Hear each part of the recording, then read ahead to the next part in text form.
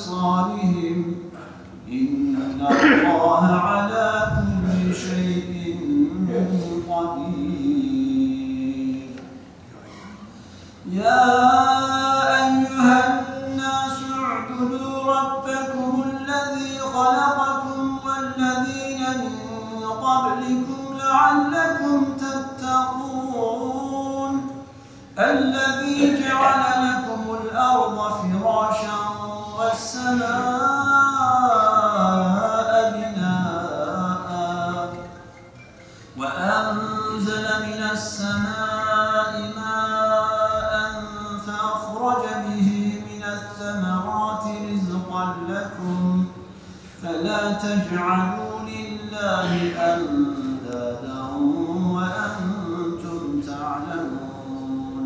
قل اهبطوا منها جميعا فإما يأتينكم مني هدى فمن تبع هداي فلا خوف عليهم ولا هم يحزنون. يا بني إسرائيل اذكروا نعمتي التي أنعمت عليكم وأوفوا بعهدي أوف بعهدكم وإياي فارهبون. وآمنوا بما أنزلت مصدقا لما معكم ولا تكونوا أول كافر به ولا تشتروا بآياتي ثمنا قليلا. بسم الله الرحمن الرحيم. وإذ نجيناكم من آل فرعون يسومونكم سوء العذاب يذبحون أبناءكم ويستحيون نساءكم وفي ذلكم بلاء من ربكم عظيم.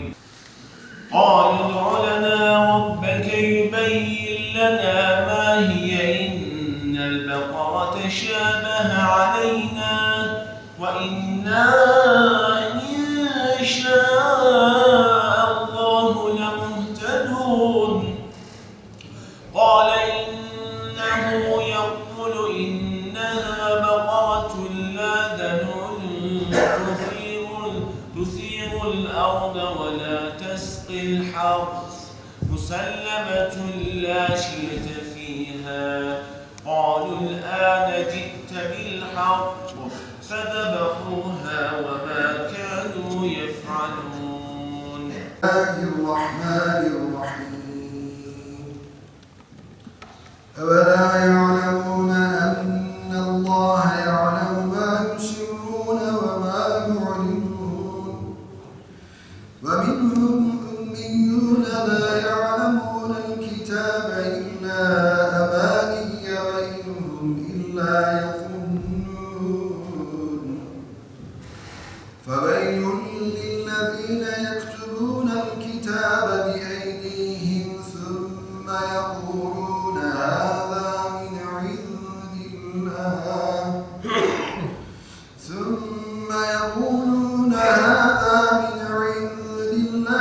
ليشتروا به ثمنا قليلا إلا أياما معدودة. قل أتخذتم عند الله عهدا فلن يخلف الله عهده أم تقولون على الله ما لا تعلمون. وإذ أخذنا ميثاق بني إسرائيل لا تعبدون إلا الله